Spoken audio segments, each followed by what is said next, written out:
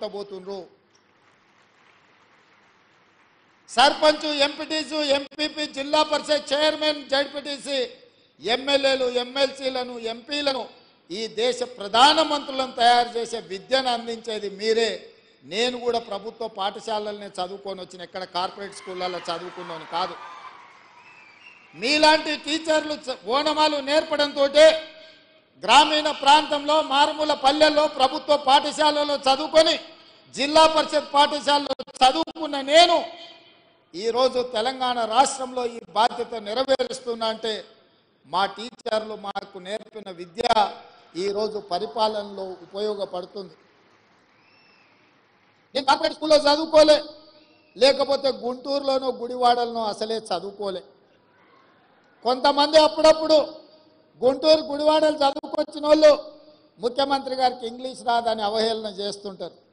నేను ఒక మాట అడగదలుచుకుని ఈ వేదిక మీద నుంచి, చైనా, జపాన్, జర్మనీ ఈ దేశాలలో ఎవరికి ఇంగ్లీష్ రాదు, కానీ ప్రపంచంతోనే పోటీ పడిన అభివృద్ధిని ఈరోజు ఉత్పత్తిని ఆయా దేశాలు అందిస్తున్నాయి.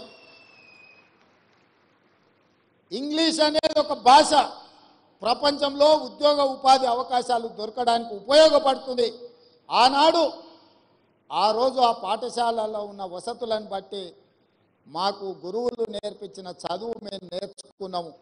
ఈరోజు మీకు నా సూచన, ప్రతి విద్యార్థికి ప్రపంచంలో ఉద్యోగ ఉపాధి అవకాశాలు వచ్చే ఇంగ్లీష్ భాషను కూడా మీరు నేర్పండి.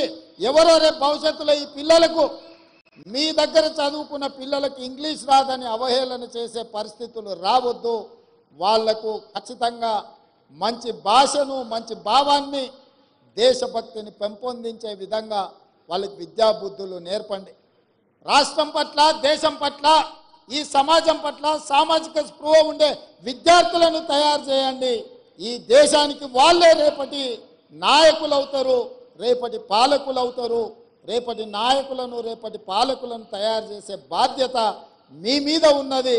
ఇది గురుతరమైన బాధ్యత, గురువు బాధ్యత అని చెప్పి నేను సంపూర్ణంగా విశ్వసిస్తున్నా. ఈరోజు రాష్ట్రంలో గురుకుల పాఠశాలలు ఇచ్చినా అంటున్నాడు. ఎస్సీ, ఎస్టీ, మైనారిటీ, ఓబీసీ గురుకుల పాఠశాలలు ఇచ్చినా అని అంటున్నారు గత పాలకులు. నేను అడుగుతున్న, ఎవరికైనా ఎక్కడైనా మౌలిక వసతులు ఉన్నాయా?